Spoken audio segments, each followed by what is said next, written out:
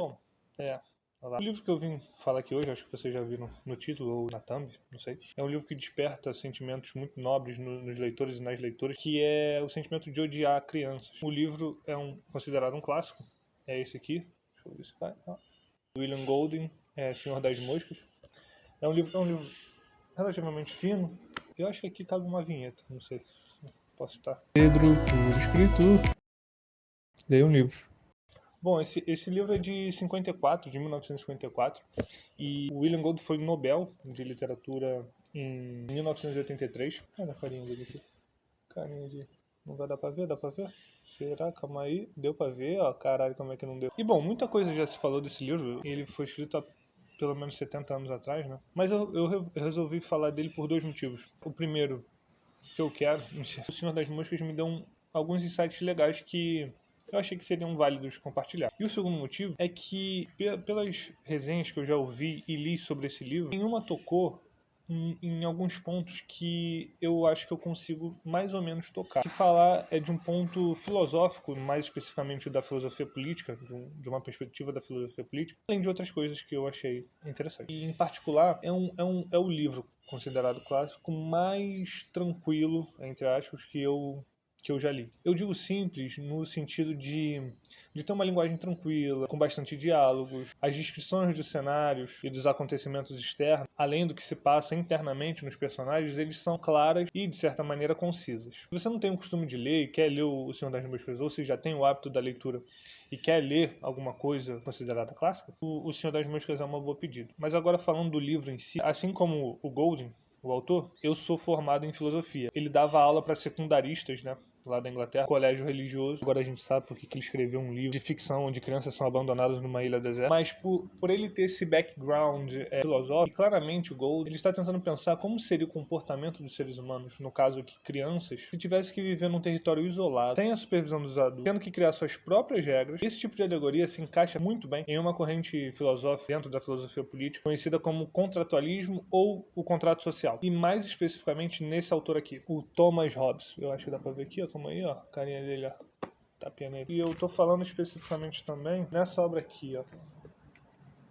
O Leviatã. Nesse livro, ele apresenta boa parte de sua filosofia política e diz que o estado de natureza do ser humano, e esse conceito é importante, o estado de natureza, é um estado de todos contra todos. Que precisamos de um grande poder, nesse caso o Estado, né, descrito por Hobbes como o Leviatã, para poder reprimir esse estado de natureza e nos fazer florescer como sociedade. E vejam bem, a base do Senhor das Moscas é mais ou menos essa. A proposta do livro é o seguinte: vamos ver se esse bando de criança consegue superar seus conflitos e reproduzir um conjunto de regras minimamente semelhantes ao que eles já conheciam antes. Agora, falando de alguns acontecimentos, e se você não leu, relaxa, porque na literatura o importante não é o que, mas é como. Então leia o livro para saber como se chegou a alguns acontecimentos, mas eu não vou dar muito spoiler aqui não. Não, acho que não vou dar nenhum, não sei.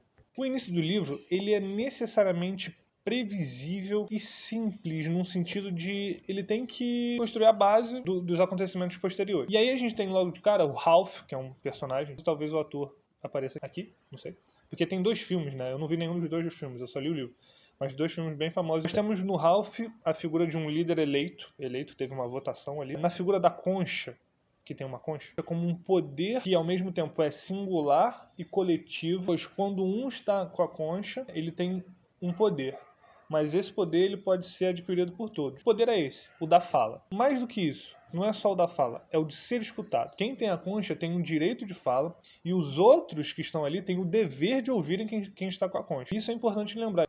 Isso é a prerrogativa de qualquer estrutura política baseada no direito. Todo direito implica num dever. Eu tenho o direito de fazer tal coisa porque socialmente eu tenho o dever de cumprir outras coisas. Mais ou menos isso. Em resumo. Bom, e Ralph, como líder, ele estabelece regras. Como, por exemplo, temos que fazer uma grande fogueira para que alguém que veja a fumaça consiga ver e nos resgatar. Temos que fazer abrigos para o calor e para a chuva. Temos que coletar comida. Temos que deixar pedaços de coco com água potável, que ali tem uma cachoeira, um lago com água potável. E isso funciona por alguns dias, mas as crianças pequenas não fazem muita coisa além de ficarem brincando. E outro grupo dentro dessa sociedade maior, né, conhecido como os caçadores, dizem que o importante é caçar, porque na ilha tem porcos selvagens. E esse grupo é liderado por Jack, talvez aqui Jack, que é a personagem antítese do Ralph, ou seja, é o vilão, eles dizem que caçar iria prover uma dieta além de frutas e água de coco ou água potável. Caçar também é uma espécie de diversão, de brincadeira, de relação, de interação, né? E vai se tornando cada vez mais uma espécie de ritual. E aí, dentro desse protótipo, né, de sociedade, com cada um dando mais importância àquilo que lhe convém, as regras começam a não serem cumpridas da melhor maneira ou completamente ignoradas. Os abrigos cedem ou não são totalmente construídos, a fumaça fica fraca ou a fogueira apaga completamente. O Ralph, como líder, ali representando mais ou menos o Estado, mas eu vou abordar esse tema um pouquinho melhor depois. Ralph está preocupado com o futuro daqueles meninos, um futuro resgate. E os outros, liderados por Jack, se preocupam com o aqui e o agora, o que é mais importante, que é caçar, que é se divertir, que é tomar conta daquele espaço. Enquanto o Ralph olha para as consequências futuras das ações hoje. E aqui é importante falar de outro personagem, acho que central na trama, que é o Porquinho. Tá aqui. Ele é um menino de óculos, gordinho, que se apega muito às regras e os símbolos, os significados feitos no dia que foi a eleição do Ralph, ou o primeiro dia quando os meninos se encontraram. E ele se preocupa com isso como nenhum outro garoto daí. E ele é um personagem chave para entender o papel do que seria o Estado. E aqui é também importante falar por que eu enxergo o Ralph, ou essa estrutura que eles estão, como um Estado e não como um ditador ditando regras. Porque no início isso está nas primeiras páginas. A concha é tocada, certo? E os meninos se reúnem numa parte da ilha determinada e uma espécie de votação é feita. Aqui é uma votação ali muito simples. Quem tocou a concha virou o líder. Quem chamou eles, no caso, era o Ralph. E em diversas vezes há uma roda de conversa para determinar aquilo que será feito. É claro que o Ralph, por ser o líder, ele tem um peso maior nas decisões e ele pode impor regras, mas essas regras também podem ser questionadas, entende? Então, pode ser um Estado não muito bem democrático, mas eu não consigo enxergar muito como uma ditadura de fazer o que eu quero. No livro, tem essa espécie de ditadura que, se vocês lerem, vocês vão ver. Mas essa organização primeira que o livro propõe, me parece muito mais um Estado do que um regime ditatorial, talvez. Tanto que a concha não fica só com ele. Passa de mão em mão e as pessoas podem falar o que elas acham que deveria ser feito ou dar certas opiniões. E por que o Porquinho ele é um personagem central para entender o papel do Estado? Não a formação do Estado, mas o papel do Estado. Porque o Porquinho é aquele menino que não tem uma condição física, atlética, para se defender. E isso não quer dizer que ele se inibe. Ele tem opiniões contrárias, ele quer ser ouvido, ele quer ser respeitado sem usar a força física ou a coerção física. E aí entra a importância de regras, de um arranjo de regras que proporcionam a todos aqueles, independente das suas características físicas ou intelectuais, voz, poder ativo dentro daquela organização. E no livro, esses três personagens, Ralph, Jack e Porquinho, representam mais ou menos esse estado de natureza, que eu disse é importante, proposto por Hobbes. Esse estado de natureza que nos leva à formação do Estado. Por quê?